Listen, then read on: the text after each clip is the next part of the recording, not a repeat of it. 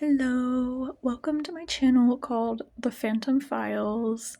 Now, I don't really have much to say in this first intro, except that what you can kind of expect from this channel is definitely a lot of horror stories. I'm a big fan of Missing 411, so a lot of that, a lot of uh, stories of missing people. Um, a lot of historical horror. If that's what you're into, just honestly give me suggestions, and if it's horror related, then I'll check it out. But since this is kind of a nostalgic, not really nostalgic, but it's a big deal starting a new YouTube channel, I figured that I would go back and read a horror story that I remember being read by one of my sisters when I was about 5 or 6, and it absolutely terrified me. When I randomly remembered it, thinking of video ideas earlier today, it literally brought tears to my eyes. So I figured that for those of you that have heard it, hear it again, and for those of you that hadn't, one night not long ago, a young woman around our age is home alone with her dog and reveling in the solitude. Smart, practical, and self-sufficient, she doesn't panic when an alert on her phone informs her that a serial killer has escaped a nearby prison in Wisconsin. With her dog at her heels, she surveys the house, locking all the doors and windows, as she is only human and does feel a little bit anxious. She curls up with her dog in bed, finishes her book, and turns out her bedside lamp, drifting off to sleep effectively. The girl soon wakes. She hears a distant dripping sound. Half awake, she checks the kitchen faucet, but gives up and returns to bed, receiving a lick on the hand from her loyal dog in Comfort, who had moved under the bed. Again, she's roused from her slumber 20 minutes later. Drip, drip, drip. Feels the reassuring lick and falls back to sleep. But the third time, she hops out of bed, thoroughly annoyed, determined to locate the source of this insistent noise, and heads for the bathroom. When she flips on the light, the scene that greets her is horrific. Her beloved dog is hanging by the shower nozzle, with its poor furry coat dripping with blood and throat cut. The blood dripped onto the ceramic of the tub. Screaming, the girl backs into a wall behind her and collapses, sobbing for the loss of her best friend and terrified by the unimaginable crime of cruelty.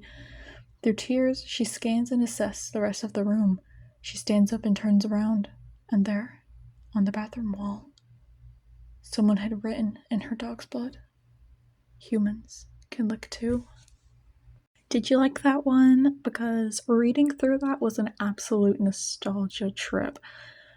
I figured that since that wasn't very long and I don't really like YouTube shorts, I'll read you guys a few more. I've been going down memory lane, remembering ones about giant toes and, funny enough, abandoned supermarkets. So let's take a look.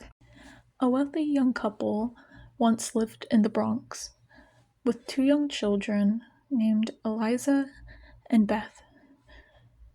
The couple had hired a babysitter to look after the 2 children while they went out for dinner one evening. The babysitter's name was Morgan, and she had a lot of experience. She'd been babysitting for quite a few years. The couple gave Morgan their telephone numbers and told her to call them if she had any questions, as Eliza had a peanut allergy and Beth had asthma. They asked her to give the children something to eat that was peanut-free and then put them to bed. The mother asked if she would watch TV in their bedroom, as that is where the children would go if they woke up during the night with an accident or a nightmare. When the couple had left, Morgan made spaghetti for the children. They sat at the kitchen table to eat, laughed, joked, and had a good time. When they finished the spaghetti, Morgan gave the children a small bowl of ice cream, helped them brush their teeth, and put them into their pajamas. She put them to bed and read their favorite bedtime story. Soon the children were fast asleep in her arms. She quietly tucked them in, turned out the light, and crept out of the room. She went to the couple's bedroom and switched on the TV. After channel surfing for a while, she settled on some random Adult Swim cartoons. That's when she noticed it. There was a statue of a hideous-looking clown in the corner of the room. She felt as she moved, its eyes moved, always watching her, always looking at her soul. Morgan went up to the clown, and it seemed to breathe with her. She scurried back to the bed, unnerved by the odd-looking clown. As she watched her favorite TV, cartoons, she often glanced at the clown statue. It was life-sized, and she swore it was moving. Morgan became more and more uncomfortable as she watched TV. She looked at the clown statue again and again. Just as its eyes wouldn't come off of her eyes wouldn't come off of it. Morgan went to check on the children. She couldn't take its eyes anymore. They were asleep. Fine. She did not want to return to the bedroom with the strange clown statue. After around an hour, she went to the bathroom. When she came back, she swore it had moved. It was just in that corner, she thought. She couldn't take it anymore and decided to phone the couple at the restaurant and ask if she could watch TV in the living room instead of the bedroom. "Well, of course you can, sweetheart," replied the mother. "The clown statue is really making me feel strange," said Morgan. What clown statue, dear?" "The life-size one in your bedroom. It's an odd place. Odd pick, but to each their own." The father was silent for a moment. Then he said, "Morgan, listen to me very carefully. Pick up the children, put them in your car, and leave. Don't hesitate. Don't turn back. And for God's sake, don't go in that bedroom. Just get the kids and leave. Drive to the police station. Don't look back." "What's wrong?" she asked, confused. "Darling, we don't have a clown statue. There once was an old woman who went out in the woods to dig up some roots to cook for dinner. Extra flavoring. She spotted something funny sticking out of the leaves and dug around it until she covered a great big hairy toe. She thought, how strange. What is this doing here? There's not a graveyard in sight. There was some good meat on that toe, which would make for a real tasty dinner, so the old woman put it back in her basket and took it home. When she got to her cottage, the old woman boiled up a kettle full of hairy toe soup, which she ate for dinner that night. It was the best meal she had in weeks.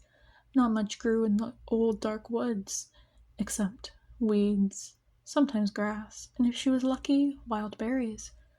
The old woman went to bed that night with a full stomach and a big smile. Along about midnight, a cold wind started blowing in the tops of the trees around the old woman's house. The hickory and old wood began to sway and moan under the wind's pressure. A large black cloud crept over the moon, and from the woods a hollow voice rumbled. "Where is my toe? What have you done with my toe?" Inside the house, the old woman stirred easily in her bed, and nervous, she pulled the covers over her ears. From the woods there came a stomping, the loudest thing she had ever heard, but the forest animals didn't seem to hear it. As the wind whistled and jerked at the treetops, in the clearing at the edge of the forest, a hollow voice boomed, "I know you have my toe." Inside the house, the old woman shuddered and turned over in her sleep. The stomping grew louder, more angry, coming from her garden path right outside her cottage. The night creatures finally began to shiver in their burrows as a hollow voice howled, "Why won't you give me back my hairy toe?" Inside the house, the old woman snapped awake. Her whole body shook with fright as she listened to the angry howl right up below her window. Jumping out of bed, she ran to the door and barred it. Once the cottage was secure, doors locked, windows shut tight. She lay back down to sleep. Suddenly, a creak from somewhere in her dark, empty, cold room. Stomp, stomp, stomp. Peering out from under the covers, the old woman saw a massive figure filling her room. I know you have it. Where is my hairy toe? The old woman sat bolt upright in terror and shouted, I'm sorry, I ate it. Yes, you did, the giant figure said very gently as he advanced into the room, hunched, as his top head hit the ceiling. No one living in the region ever saw the old woman again. The only clue to her disappearance was a giant footprint a neighbor found pressed deep into the loose soil of a meadow beside the house. The footprint? The footprint was missing the left big toe. The Pelps was the place of an old abandoned property with a monstrous, decrepit Victorian house that was supposed to be haunted. It could have been a good resting place for the local deer hunters, but they were wary and would not go near it. A few that had tried came away before midnight with tales of ghostly thumping, noises, gasps, and moans, and a terrible wet blood stain that appeared on the floor in front of the porch that could not be wiped away. Pelps was an Englishman who had purchased land some 20 miles off the Mankato coast in the 1880s. He built a huge, fancy Victorian house, all covered with gingerbread trimmings and surrounded by lovely gardens. When everything was arranged to his liking, he sent out party invitations to everyone within messenger range. It was the biggest social event of the year, with music and dancing and huge amounts of food. Sawhorse tables were set up with refreshments and drinks were set out on the front porch. People came from miles around. The only one missing was an old man, son-in-law. They had a terrible fight that afternoon, and the boy had stalked off in the range, threatening to get even with the old man. Around midnight, the magicians and musicians took a rest, and the old man went out on the front porch with some of his friends. Suddenly, there came a thunder of hooves rushing up the lane. A cloaked figure rode towards the lantern-lit porch. Phelps put down his drink. That will be my son-in-law, he told his friends, and went down the steps. The cloaked figure stopped his horse just outside the pool of lantern light. There was a sharp movement and 2 loud shots from a gun. Old man Pelp staggered backwards, shot in his throat and chest. The cloaked man wheeled his horse and fled down the lane as fellow Englishmen rushed to assist the old man. They laid Pelps down on the porch. He was bleeding heavily, and they were afraid to move him too much. There was some talk of fetching a doctor, but everyone knew it was too late. So much blood was pouring onto the porch from the old man's wound that it formed a pool beneath his head. He coughed once, twice, a hideous gurgling, strangling sound that wrenched the hearts for all that heard it. A sickening wind blew the summer heat, taking his soul with it. His body was laid on the sofa. The once merry guests left with stricken silence. The servants came and wiped the red brown off the floorboards. The next day, a wagon was brought to the front of the house, and Pelp's body was carried out onto the porch. As the men stepped across the place where he had died, the blood began to pool around their boots, forming a wet stain in the exact pattern it had been wiped by the servants the night prior. The men gasped in fear. One of them staggered and almost dropped his body. They hurriedly laid the dead man in the back of the wagon, and a pale Pelps lay unmoving. From that day forward, the Pelps manor could not keep that part of the porch clean. Every few weeks, the damp bloodstain would reappear. They tried repainting, they tried new floorboards, they tried a new porch. But the bloodstain would always leak through. In the county jail, Pelps' son-in-law died of a blood clot from the brain.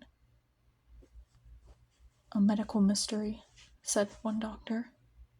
A few months later, one of Pelps' servants went mad after seeing a terrible sight that made his head feel like it was going to explode. Folks started saying that the house was being haunted by the ghost of Pelps, seeking revenge.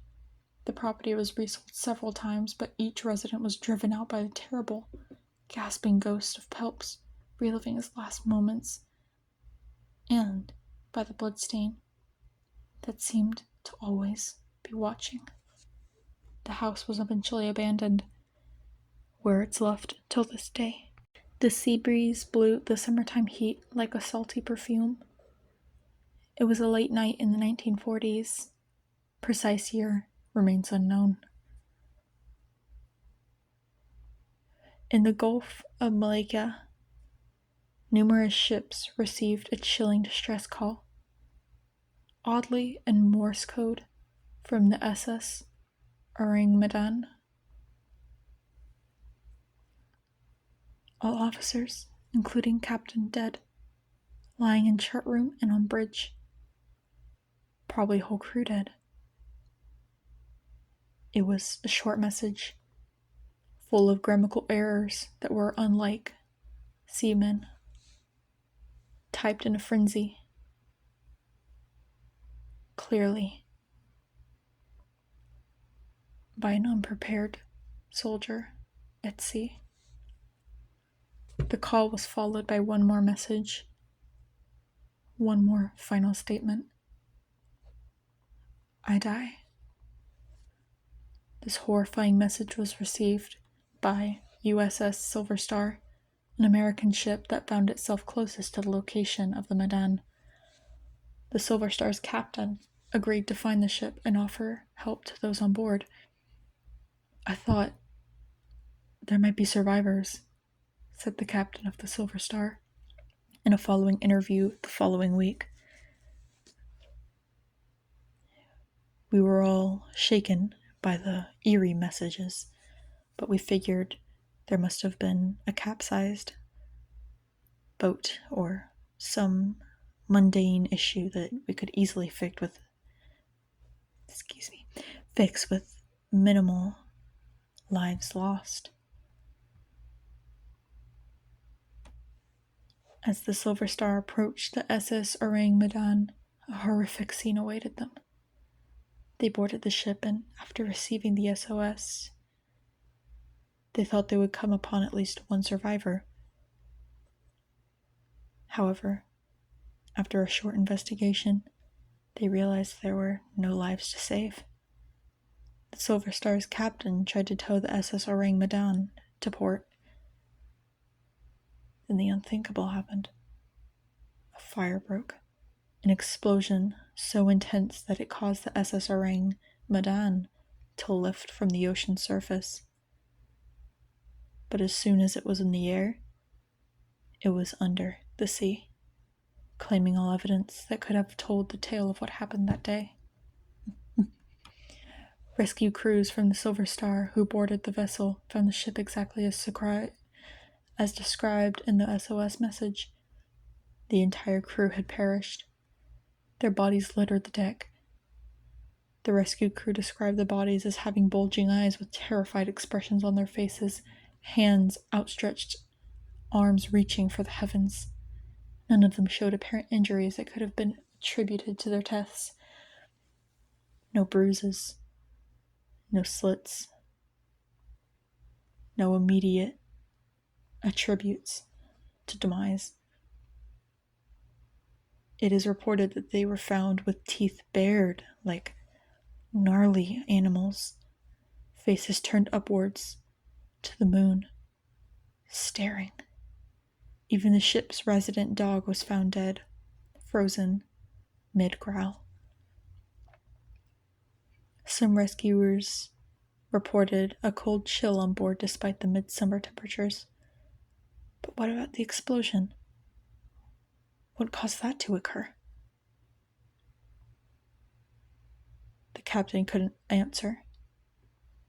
Many theories had surfaced, but none could ever explain it completely. The ship's accounts led to plenty of dead ends. There was no mention of the SS Orang Medan in shipping registries, but many navigate this by mentioning that the ship was registered elsewhere. The ship's vessel even being named after an island across the world, hence Medan. The old German publication suggests that potassium cyanide and nitrocyanide were stored and transported and were aboard at the time of the event. If this was true, it would undoubtedly lead to the reason of the ship's sudden destruction and proof of a cover-up. During this time, World War II was in full swing, and alongside tense international climate, any news of transport, such as chemicals, would have been strictly prohibited and would have caused a panic. The captain of the Silver Star believes government cover-up.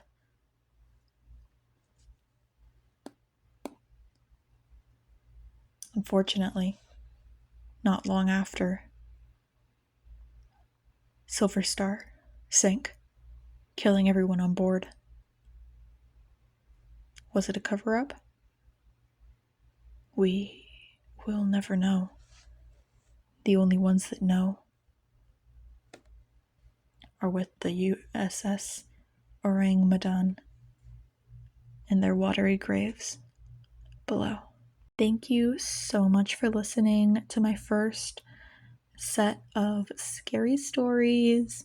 A lot of these were trip down memory lane for me, and quite a few of them were just very interesting. I love ghost ships, so that last one was a little weird, but I actually really enjoyed it. Let me know if you guys want to see any more scary stories, or if I should jump into missing person cases. What do you guys think? Again, thank you so much for watching. Don't feel pressured to subscribe. Just know that your viewership means more than a subscription to me. It is currently 12:28 a.m. Marie signing out. A rich and wealthy... That's the same thing. One late summer night,